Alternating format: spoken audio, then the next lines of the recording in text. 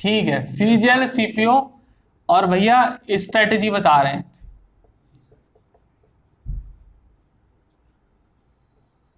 सही है, बोलते नहीं है? हाँ बताओ जरा। कुल मिला के जो सीपीओ के लिए है वो 40 दिन रह गए हैं, और चूंकि अब सीजीएल का जो प्रीलिम्स है वो तो क्लियर हो गया, तो उसके लिए तो क्या ही करें, तो 1 महीना और लगा लीजिएगा, 3 महीना एक्स्ट्रा लगा लो, और या 2 महीने तो लगा ही लो। सही है, तो कुल मिलाकर लगभग 5 महीने बैठते हैं इसके, मतलब 130 से लेकर 150 दिन आराम से बैठते हैं इसके। ठीक है, और 40 दिन सीपीओ के रह गए, ये तो शायद पेपर अब तय रहेगा ही रहेगा। ठीक है, तो मैं स्ट्रेटेजी बता रहा हूँ मोटा मोटा, क्योंकि प्रीलिम्स से क्वालिफाई है तो उस पर फोकस करना नहीं है, ज्यादा करना है इतना कि पेपर निकल जाए, लेकिन उतना तो है ही। अच्छा, स्ट्रेटेजी जो सीपीओ सीजीएल के लिए नहीं पढ़ रहे हैं उनके लिए भी काम आएगी, कॉमन स्ट्रेटेजी बता रहा हूँ। राकेश दिल थाम के बैठेगा, नींद बाहर निकालना अपनी, गजब की स्ट्रेटेजी बताऊंगा, आज से नहीं देखी गई होगी। कितने मार्क्स पे देखिए, आपसे पहले तो कट ऑफ लगा करती थी तो 130 120 के आसपास थी कट ऑफ, इस बार क्वालिफाइंग है प्लस जॉब ज्यादा है तो हो सकता है कि कम रहे, कम हो जाए 10 नंबर 5 नंबर और कम हो जाए, 10 तो कटेंगे ही, हो सकता है और 5 भी 105 या 100 तक आ जाए मे बी, क्योंकि 3 टाइम्स वैकेंसी है पहले के मुकाबले, प्लस क्वालिफाइंग है तो इसका कुछ होना तो है नहीं, और होना जो है वो मेन से ही होना है, सेक्शन 2 जो होगा उसी में ही होना है, तो मे बी टीनी ठानी पॉसिबिलिटी कि अब इसका ज्यादा वेटेज रहा नहीं है तो थोड़ी बहुत तैयारी से भी हो जाएगा, बाकी कराएंगे इसकी भी प्रिपरेशन उसके हिसाब से कि पेपर कैसे निकलना है वो भी है ही अपना। स्ट्रेटेजी समझ लीजिएगा, देखो मेरी बात सुनो ध्यान से। सबसे पहले फैक्ट तुम्हारे पास होने चाहिए कि कौन सी चीज कैसे होनी है, तुम्हारे पास एक फॉर्मूला होना चाहिए माइंड में, कैलकुलेशन होनी चाहिए कि मुझे कब कितना कहां पर परफॉर्म करना है, उसके हिसाब से मैं सोचूंगा। ये स्ट्रेटेजी का सबसे बेस पॉइंट होता है कि कैसे नंबर जुड़ेंगे। ये मेरी स्ट्रेटेजी नहीं है, जब कोई पार्टी चुनाव लड़ती है किसी क्षेत्र में तो उस क्षेत्र को 4 पार्ट्स में या 5 पार्ट्स में डिवाइड कर देती है कि भाई इतने पार्ट्स में मुस्लिम रहते हैं और हमारी पार्टी हमेशा से मुस्लिमों को सपोर्ट करती आई तो ये तो करेंगे ही, तो अगर 100 मुस्लिम है तो 90 हमारे हैं, फिगर काउंट करते हैं। दूसरी में तो भाई यहाँ पे हिंदुओं में ठाकुर हैं और ठाकुर हमारी पार्टी को सपोर्ट कम कर रहे हैं आजकल, तो इन पे ज्यादा फोकस देना है, वीक पोर्शन हो गया ना, तो इन्हें कैसे अपनी तरफ लाएं, ये स्ट्रेटेजी बनेगी। हवा में कुछ नहीं चलते, जब वो आते हैं तुम्हारे क्षेत्र में अगर बार बार आ रहे हैं तो समझ जाइए उन्होंने अपनी स्ट्रेटेजी में पहले से ही फिगर आउट कर लिया है कि ये वाला क्षेत्र उनका कमजोर है, तो कमजोर है तो ज्यादा फोकस करना है, और जिन क्षेत्रों का पता लग गया है कि तो अपने हैं ही, तो घर की मुर्गी दाल बराबर, वहां क्या जाना होता है ही, एक आध बार चले जाएंगे। तो हम भी ऐसे ही कर रहे हैं, वहीं से स्ट्रेटेजी का टुकड़ा है, मैथ है, इंग्लिश है, जीएस है और रीजनिंग है। भैया मैं सीपीओ की बता रहा हूं अभी, 50 के क्वेश्चन ये, 50 के ये, 50 के ये और 50 के ये, ध्यान समझिएगा। मैंने अभी कल परसों बताया था कि सीपीयू का जो एग्जाम है उसकी पिछले साल 119 लगी थी, फिर 108 लगी थी, देखा था हमने, मतलब 125 भी नहीं है, 109 है और 108 के करीब लगी है। इस बार वैकेंसी पहले थी जो 1400, इस बार है 4200, मतलब 3 गुना ज्यादा हो गई, और अगर 3 गुना ज्यादा हो गई तो 100% केस में कट ऑफ कम जाएगी। और पूरे एसएससी के जितने भी एग्जाम है, सीपीयू ऐसा एग्जाम है जिसमें कभी क्राउड बढ़ता नहीं है, ना बढ़ने की सीधी सी बता कि बहुत सारे बच्चे तो मेडिकली फिट नहीं है, कुछों की हाइट नहीं होती है, कुछों का इंटरेस्ट नहीं होता है सीपीयू की तरफ जाने में, तो हर बार ज्यादातर सेम कट ऑफ रहती है, अगर वैकेंसी सही है तो, वैकेंसी ज्यादा है तो अब कम हो जाएगी, ये रहता है इसका हिसाब। और पहला पेपर प्रीलिम्स के बाद सीधा मेंस होगा, मेंस में बीच में फिजिकल करवा लेंगे, और फिजिकल में ज्यादातर बच्चे छट जाते हैं, तो जिनकी बस की फिजिकल है ही नहीं वो उधर जाते ही नहीं है, क्योंकि जिस गांव जाना नहीं तो उसका क्यों अपना पता पूछना, सीधी सी बात है। 50 question 50 question 50 question 50 question, each question carry 1 mark. CPU पर फोकस स्ट्रेटेजी बता रहे हैं, फिगर काउंट करेंगे। सबसे पहले ध्यान से समझिएगा, वो लास्ट सीढ़ी हमें क्रॉस करनी है जिससे हमारा नाम लिस्ट में आ जाए, वो स्ट्रेटेजी उस पर फोकस नहीं करना है कि भाई हम टॉप कर जाएं, नहीं, नीचे से शुरू करेंगे कि यार पहले तो पेपर निकलना, पहले क्या होना चाहिए, पहले पेपर, जिसका पेपर नहीं निकल रहा है उसको क्या सोचना है कि यार पहले पेपर निकलना है, ठीक है। दूसरा, जिसका पेपर निकल रहा है उसे सोचना है कि मुझे बढ़ाना कैसे है, समझ में आई बात की नहीं, फोकस करके देखो जो हो रहा है उसे होने दो, क्या समझिएगा। मुझे पहले उसका बता रहा हूं कि पहले पेपर निकल जाए, पेपर निकलने के लिए मुझे सिर्फ 100 नंबर मानने हैं, प्लस 5 और कर दे रहा हूं, और 5 एक्स्ट्रा सेफ जोन के लिए 110, सेफ जोन के लिए 110, बस इतने में काम हो जाएगा, इससे पहले भी काम हो जाएगा। और ये जो है नॉर्मलाइज मार्क्स है, ये रॉ मार्क्स नहीं है, नॉर्मलाइज मार्क्स है। सबसे पहले रीजनिंग से लेंगे, सबसे आसान है। गधे से गधा आदमी की बात कर रहा हूं, जो गधा है बिल्कुल, जब कौन मतलब नहीं है पेपर का, वो भी आराम से 35 नंबर मार देता है, 35 से 40। लो क्वालिटी का गधा है तो 30 से 35 मारेगा, अच्छी क्वालिटी का गधा है तो 35 से 40 मारेगा, खच्चर है तो 40 से 45 मार देगा, घोड़ा हो गया बिल्कुल तो वो 45 से 50 के बीच में बात करेगा। ठीक है, तो तुम देख लो कौन सी क्वालिटी में हो। और अगर तुम 30 से नीचे हो तो अभी नहीं, हंसीएगा मत, हंसीएगा मत। 30 से नीचे का मतलब ये नहीं है कि you are out of the race, 30 से नीचे का मतलब अभी तुमने शुरू किए हैं प्रैक्टिस सेट लगाने, अभी देखिएगा धीरे धीरे रंग बदलता है। हम भी तो अपनी तरफ से एफर्ट डाल लें तो उसका रंग आएगा कि नहीं। जब जो है जो रमन था वो नारंगी रंग का चड्डा पहन के दिल्ली में थॉमस कप जीत सके है, तो हम ना पहन सके, चड्डा तो ना पहनेंगे हम लेकिन कुछ तो करेंगे। ठीक है, तो भैया 50 से 35 नंबर आराम से आ जाते हैं, बस नॉमिनल सी पढ़ाई है, बस नॉमिनल सी, थोड़ी बहुत ट्रिक्स चाहिए, थोड़े बहुत बेसिक कॉन्सेप्ट चाहिए और थोड़ी बहुत तुम्हारी सेंस ऑफ ह्यूमर होना चाहिए, आराम से आ जाते हैं। This is not a big deal. मैंने जीएस में पहले ही कहा है, इसको कोई किसी की सगी नहीं होती, जैसे टमाटर वाली है टमाटर वाला किसी का सगा या सगी नहीं होती, ऐसे जीएस भी किसी की सगी नहीं होगी। तुम पे ज्यादा इसकी मेहरबानी होगी तो पढ़े पढ़ाए सवाल आ जाएंगे, नहीं होगी तो नहीं आएंगे। कुछ नहीं कह सकते, we can not predict any single thing क्या होने वाला है, बट हम कोशिश करते हैं कि 50 में से 20 नंबर तो आ ही जाए, 20 नंबर तो आ ही जाए। ये हम फिगर्स बता रहे हैं कि हमें ये स्ट्रेटेजी रखनी है अभी बेसिक प्लान के लिए। दूसरा मैं इंग्लिश की बात कर रहा हूँ, इंग्लिश की बात, इंग्लिश देखो मैं अपने बच्चों को जो पढ़ा रहा हूँ उनकी गारंटी लेते हैं, मैंने ही बेसिक पढ़ाया है, मैंने ही तुम्हें वोकेबुलरी करवाई और मैं ही अब तुम 16,000 क्वेश्चनों की प्रैक्टिस करा रहा हूँ और मैं ही तुम्हें प्रैक्टिस सेट भी लगवा रहा हूँ, लाइव प्रैक्टिस। तो आराम से अभी भी तुम देख रहे होंगे आराम से 30 नंबर तो आ रहे हैं प्रैक्टिस सेट में, जो स्क्रीनशॉट भेज रहे हो सब ज्यादातर बच्चे 30 तो आ ही रहे हैं, और इन्हें मैं कोशिश करूंगा कि 3500 पर ले जाएंगे अभी थोड़े दिनों में। अभी 16,000 क्वेश्चनों की प्रैक्टिस करना बाकी है, अभी तो शुरू हुआ है गेम 1 नवंबर तक। अभी बता रहे हैं थोड़ा सा कम कर देंगे, कि तो मैं 100 के हिसाब से बता रहा हूँ, ये तो बेसिक सी बता रहा हूँ। मैथ तो मैंने ही पढ़ाई है, मैथ के ही हम मास्टर, कोई इसमें दिक्कत ही नहीं है। 100 का पूरे 100% कर लेंगे चार्ज, लेकिन फिर भी आई विल एक्सपेक्ट कि आपको 40+ स्कोर करना है। 4-5 क्वेश्चन मान लिए कि ऐसे आ गए जो तुमसे नहीं हुए, और 4-5 क्वेश्चन मान लिए ह्यूमन एरर हो गए तो कट गए सब, तो 40 बचे। अगर आप इन्हें जोड़ोगे, देखो कुछ भी ऐसा नहीं रखा है मैंने कि कोई भी हवा में बात बोल दी है, 20 नंबर रखे हैं बस जीएस में, कुछ इससे ज्यादा भी आ सकते हैं कम भी हो सकते हैं। 35 नंबर रखे हैं रीजनिंग में, बच्चे आराम से 40-42 मार देते हैं। 35 और 40 में रखें जीएस, मैथ तो मैं इतनी प्रैक्टिस करवा रहा हूँ, जब तुम्हें 1000 से ज्यादा क्वेश्चन 1112 क्वेश्चन ज्योमेट्री में करा रहे हैं, तो इतना एक्सपेक्ट नहीं कर सकते क्या हम?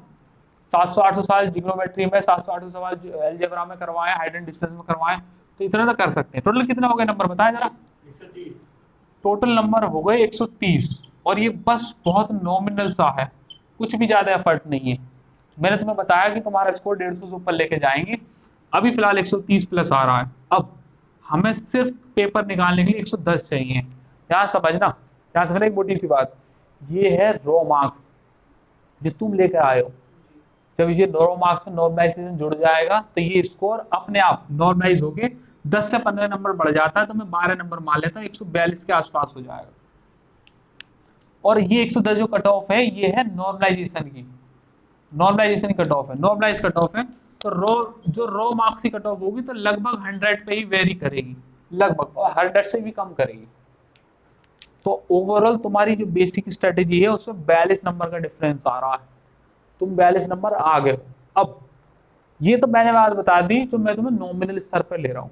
अभी क्या है, अभी तुमने अभी प्रैक्टिस सेट लगाने शुरू किए हैं, तो अभी तुम्हारा स्कोर ऐसा नहीं है। तो सुनो जरा ध्यान से, ध्यान समझना। पहले शुभम तुम्हारा ले लेते हैं, फिर साकिब का लेंगे। तो शुभम अभी के हिसाब से तुम बताओ तुम्हारा स्कोर कितना आ रहा मैथ में? मतलब 25 आ रहे हैं अभी के हिसाब से ले रहे हैं, मैं इसे रफ कर रहा हूँ, 142 हो गए। ठीक है, ध्यान से समझना इस बात को मेरी को, 50 में 25 आ रहे हैं। ठीक है, ये इंग्लिश में कितने आ रहे हैं? 30 से ऊपर आ रहे हैं, ध्यान समझना। जीएस में कितने आ रहे हैं? पूरे करता हूँ तो आ ही जाते 15 से 20 मान ले तो 18 मानना होगा, ठीक है। और अब रीजनिंग का बताइएगा। रीजनिंग में 30-35 के ऊपर जाए, एक दिन 38 भी आए थे। एक दिन 38 भी आए थे तो 35 प्लस आ रहे हैं। ये अब इनका स्कोर है, अब इनका बता रहे हैं, ठीक है। इनका लगभग एमएमएस में, ध्यान समझना, इनका लगभग, अरे चुप रहो एक मिनट, इनका लगभग एमएमएस में एक राउंड पूरा हो गया है, लगभग लगभग मोटा मोटा मानना है, ऐसा मान के चले एक राउंड हो गया, दूसरा चल रहा है, ये दूसरे का रिकॉर्ड है। रीजनिंग में नॉमिनल मैं बता रहा हूँ, अभी 2 महीने बचे हैं एग्जाम के, नॉमिनल में 35 जितने लाने थे हमने रखे थे, जितना फिगर बनाया था। कहने का मतलब है ये वो एरिया है जो पॉलिटिकल पार्टी ने पहले ही काट लिया, सोच रखा 35 आएंगे, और 35 आ रहे हैं अभी भी इतने लोग हैं हमारे हाथ में। वो इसलिए तो कराते हैं पोल, एग्जिट पोल में यही तो होता है कि पहले से लोग ही ओपिनियन ले लेते हैं, और वो लगभग सेम होती है। जितना यहाँ रखा था इतना भी यहीं रखा हुआ है, इतना यहाँ आ रहा है। और अभी जीएससी क्लास शुरू हुए मात्र 10 दिन हुए हैं, ये इनका अभी जब जैसे जैसे शुरू होगा तो ये स्कोर बढ़ेगा, कम नहीं हो सकता, क्योंकि मैंने करंट भी ले लिया। इंग्लिश में 35 रखे हैं, इट इज 30, 5 नंबर कम है, और अभी 16,000 क्वेश्चन बाकी हैं करने। और अगली 1 नवंबर तक मैं 16,000 क्वेश्चन करवा दूंगा, क्योंकि सुबह भी क्लास चलेगी, शाम भी करेगी, और कोई छुट्टी नहीं है तुम्हारे लिए, संडे भी ऑफ है। मैंने अपना त्याग दिया, तुम्हारा ना करवाएंगे, है कि नहीं। मैथ में आ रहे हैं 40 और 25, यहाँ पे 15 नंबर का गैप है, तो इसका मतलब ये है कि यहाँ फोकस करने की जरूरत है। इनकी परफॉर्मेंस के हिसाब से मैं ये कह रहा हूँ, अभी ये मैथ को ज्यादा सीरियसली ले नहीं रहे। इनका एडवांस का पूरा पूरा क्लियर हुआ है, मैंने करवाया, दूसरा राउंड चल रहा है।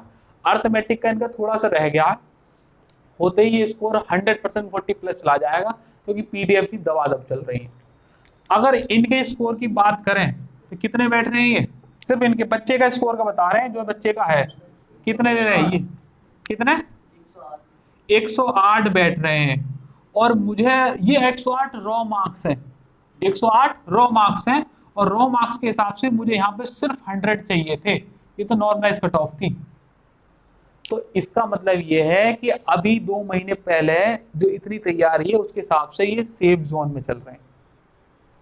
8 नंबर अगर मैं काट भी दूं तो 100 नंबर बैठ रहे हैं, और नॉर्मलाइजेशन लोग के 5-6 नंबर या 10 नंबर बढ़ जाएंगे, हो जाएगा अगर ये सेफ जोन में चल रहे हैं। अब ये सेफ जोन में चल रहे हैं तो इसका मतलब ये नहीं है इन्हें खुशी बनानी है, इन्हें पढ़ाई करनी बंद कर दे भाई मैं तो सेफ जोन। ये सेफ जोन का मतलब है उस सेफ जोन का सबसे निचला पोर्शन है जो आपको सिक्योर करना है इन ऑर्डर टू इम्प्रूव। पहला फिर दूसरा फिर तीसरा फिर चौथा फिर पांचवा, इस तरीके से आपको ये इम्प्रूव करना है। तो ध्यान समझिएगा, ये 100 है और ये 108 है।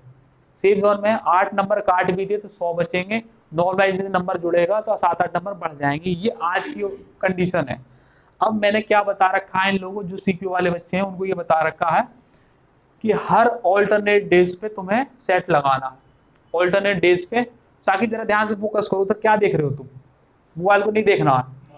ऑल्टरनेट डेज पे तुम्हें सेट लगाने हैं। आज अगर सेट लगाया है तो अगले दिन उसका भरपूर सॉल्यूशन, 2 घंटे लगते हैं एक सेट लगाने में, तो अगले दिन 2 ही घंटे देने हैं सेट का एनालिसिस करने में। तुम्हें वो समझना है कि सवाल जो आ रहे हैं मैं उन्हें कर भी पा रहा हूँ या नहीं, और कर पा रहा हूँ तो टाइमली कर पा रहा हूँ या नहीं। जो मुझे पढ़ाया जा रहा है क्या वो यहाँ अप्लाई हो भी रहा है, मास्टर वैसे कुछ और पढ़ा रहा है मैं कुछ और पढ़ रहा हूँ यहाँ पे, वो मैच करना है। और जो नहीं आ रहे हैं उन्हें लिख लेना है अपने फ्यूचर रेफरेंस के लिए। कुछ डाउट है तो वो मुझसे पूछना है। तो अभी जर्नी जस्ट स्टार्ट हुई है, धीरे धीरे लगाने शुरू करे हैं, अभी आदत बनेगी, आदत के बाद सवाल समझ में आने लगेंगे। पेपर कैसे सॉल्व करना है ये मैंने आपको बता दिया है। पहले आपको रीजनिंग उठानी है, जो सवाल नहीं हो रहे छोड़ देने हैं, जो सवाल 3 से 4 लाइन से ज्यादा के हैं सिर्फ मारो, तुरंत पढ़ो ही मत उन्हें, पढ़ने में तो टाइम लगेगा, छोड़ दो इन्हें।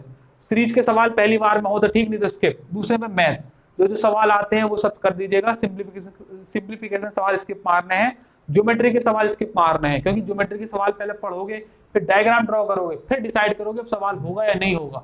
टाइम तो चला गया तो स्किप मार दो। जो सवाल 1-1 लाइन के होते हैं, लाभ हानि के, सिंपल परसेंटेज के, टाइम एंड वर्क के, सीधे पहली बार में उड़ाओ, बाकी सब स्किप। मेक श्योर कोई भी क्वेश्चन तुमने एक बार पढ़ा, तुम्हें लगा कि मुझे आता और तुमने किया और नहीं आया उसका जवाब, तो दोबारा अटेम्प्ट नहीं करना है। दोबारा अटेम्प्ट दूसरे राउंड में करेंगे, पहले राउंड में सिर्फ एक ही बार अटेम्प्ट करना है। यही सिर्फ यही वाला पॉइंट बता रहा हूँ, इसी की प्रैक्टिस करनी है। मेनली तो इसी की प्रैक्टिस होती है कि किसी सवाल से बढ़ना नहीं है, नहीं वो डिसाइड कर देगा, अगली साल फिर मुलाकात होगी, वही क्वेश्चन डिसाइड कर देगा। कोई भी सवाल हो, नहीं हो रहा, हाथ जोड़ो आगे बढ़ जाओ। बहुत सारे सवाल ऐसे होंगे जिसमें पहली बार में हो जाएंगे, तुम पे आता हो, नहीं हो रहा, भाई एक ही बार अटेम्प्ट करना है। इवन दो यू नो कि दूसरा अटेम्प्ट लूंगा तो हो जाएगा, हो सकता है या हो जाएगा, नहीं लेना। इसका मैं बताता हूं होता क्या है। रीजनिंग के वो सवाल जो पहली बार में ही होने थे वो हो जाते हैं, ठीक है, उनके लिए तो ना पहला ना दूसरा। सीरीज के सवाल और कुछ ऐसे जो अनअटेम्प्टेड रह जाते हैं, उन्हें जब तुम्हारा माइंड एक बार देख लेता है और जब तुम पूरा पेपर करके आते हो ना दोबारा उस पर, तो माइंड पहले से ही सोच कर रखता है उनके आंसर। जब तुम प्रैक्टिस सेट लगाओगे तो you will not to know yourself, तुम अपने आप से ही जान जाओगे कि हाँ यार ऐसा होता है, वो पहले से ही सोच कर रखता है उनके आंसर, और फिर तुम्हें क्लिक करवा देगा पहली बार में। मोस्ट प्रोबेबली अगर होना होगा सवाल, और जब होना ही नहीं होगा, एग्जामिनर ने ताकत दिखाई है उसके सामने, तो हाथ जोड़ो उसे, उस पर फोकस मत करो। उसको मैथ के वो सवाल डीआई के स्किप मार सकते हैं, if it is calculative, simplification छोड़ना ही है, ज्योमेट्री छोड़नी है। बाकी कोई सवाल अगर 3-4 लाइन का है, स्किप मार दीजिएगा, एक एक लाइन के सवाल उड़ाओ उन्हें। इंग्लिश आती है तो ठीक, नहीं आती तो ठीक। क्लोज टेस्ट छोड़ने हैं पहली बार में, पैसेज छोड़ने हैं, PQRS आए तो छोड़ने हैं, बाकी कुछ नहीं छोड़ना, बाकी तो रटा रटाया होता है, रटा मारो। जीएस आती है तो ठीक, नहीं आती है तो भी ठीक। और इसका तुक्का मारने का तरीका मैंने तुम्हें बता ही रखा है, सबसे बड़ा लगा पर मेक श्योर अगर नहीं लगा तो मेरा कोई गारंटी नहीं है, तुक्का देखो तुक्का ही होता है। पहला राउंड लेते ही दूसरे राउंड में पूछो, रीजनिंग के उन सवालों को उठाओ जो पहले बार में रह गए थे। उसके बाद मैथ के, फिर इंग्लिश के।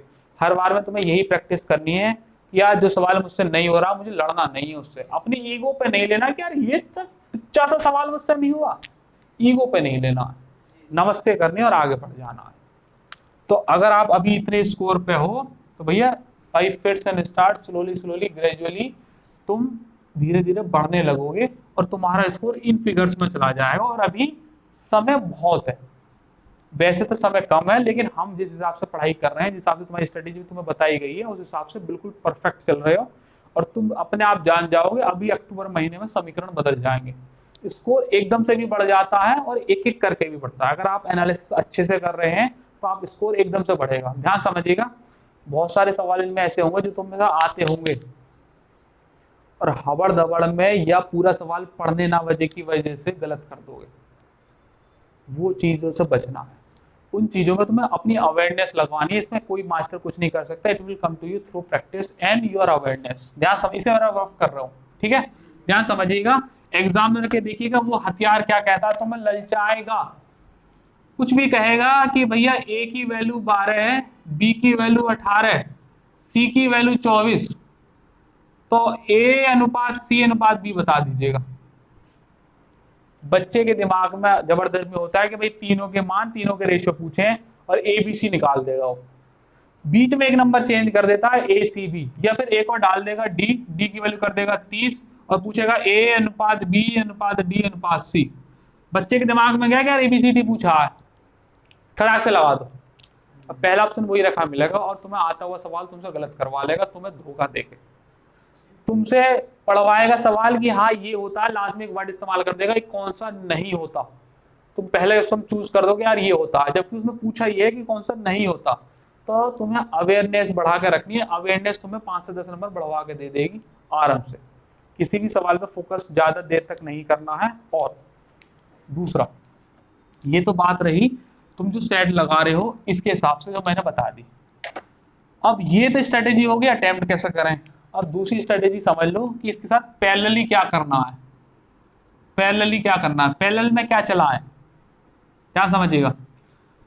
जो मैं क्लास में करा रहा हूँ, ध्यान समझिएगा, जो मैं क्लास में करा रहा हूँ घर पे जाके उस पर एक बार ग्लिम्स मारनी है अपनी कि अच्छा ये वाली चीज ऐसे होती है। जैसे तुम 1-2 दिन में उसे पढ़ोगे तुम्हारे किसी सेट में रखी मिल जाएगी। ऐसे ही होता है, तुम यहाँ कोई चीज पढ़ोगे, कोई मैंने मेथड बताया, 1-2 दिन बाद तुम्हें अपने सेट में रखा मिल जाएगा। कोई जीएस का क्वेश्चन मैंने यहाँ बताया, 1-2 दिन बाद तुम्हें सेट में रखा मिल जाएगा। प्रैक्टिस हो जाएगी, और प्रैक्टिस जब वो चीज हो जाती है तो याद रह जाती है। तो ग्लिम्स मार के रखनी है यहाँ के हिसाब से, यहाँ जो चीज पढ़ रहे हो बस उसे घर पे जाके एक बार देखना है कि अच्छा यार ये ऐसा ऐसा हो रहा है, और उसके साथ के साथ उसकी चेन बना देनी है, साथ के साथ चेन बना देनी है। और मोटा मोटा समझ लिया, हाय तोबा नहीं करनी है, पेपर आ गया पढ़ो पढ़ो पढ़ो, सुबह दोपहर शाम पढ़ो पढ़ो, बावड़ा नहीं बनना है। उस सुबह दोपहर शाम को मैंने ले लिया अपने ऊपर, तुम्हें अपनी तरफ से बावड़ा नहीं होना है। तो भाई मास्टर ने उस वाली बुक का नाम नहीं बताया कभी, वो बुक में से बड़े सवाल आते हैं, उसे और ले आऊं, मास्टर तो करा ही रहा अपनी तरफ से, मैं अपनी तरफ से होकर इन्फ्लुएंस हो जाएगा, मेरा यहाँ से जो बॉन्डिंग बन रही है वो उस बुक से टूट जाएगी। हाय तौबा लेनी नहीं है।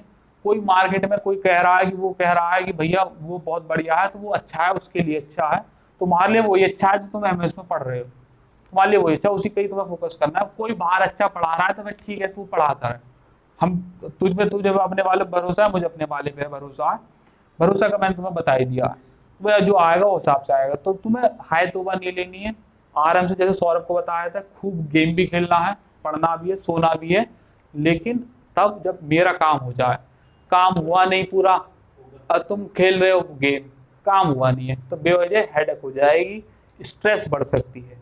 और अभी एग्जाम के दिनों में स्ट्रेस नहीं बढ़ानी है, हंसते खेलते पढ़ना है, एंटरटेनमेंट तुम्हारे यहाँ खूब भरपूर कराया जाएगा, क्लास एक भी मिस नहीं करनी, क्योंकि रिवीजन क्लास चल रही है, थोड़ा थोड़ा रिवीजन अपनी तरफ से करते रहिएगा जो हम यहाँ पढ़ा रहे हैं, सही है। पूरी कोशिश रहेगी कि 1 नवंबर तक जब ये महामुकाबला खत्म होगा तो चीजें बदल चुकी होंगी। अब दूसरी बात, ये वाली बात समझ आई, अपने दिमाग पर ज्यादा स्ट्रेस नहीं लेना है, और मोटा मोटा एक बात और, पहले साकिब को और बता देते हैं। साकिब कह रहे हैं कि सर नंबर आ रहे हैं, कितने लिखूं? 55 के लिए कह रहे हैं, और इन्हें अभी स्ट्रेटेजी, इनका इच्छा ये है कि सर मुझे 140 प्लस स्कोर करना है, और मेरे पास दिन जो बचे हैं मात्र अब 40 दिन ही बचे हैं। क्या आपको मेरे को देखते हुए, जितना तुम मुझे जानते हो समझते हो, उस हिसाब से लगता है कि इतना हो सकता है कि नहीं हो सकता? देखिएगा मेरे बच्चों, अगर तुमने अपने मन में ये मान रखा है कि मुझसे तो होगा ही नहीं, तो फिर मैं क्या, दुनिया का कोई आदमी को तुम्हारा कुछ करवा नहीं सकता है। ध्यान समझना इस बात को, मन का बोझ मत बनाओ इस चीज को, यही सब कुछ नहीं है, इसके अलावा भी और बहुत कुछ है।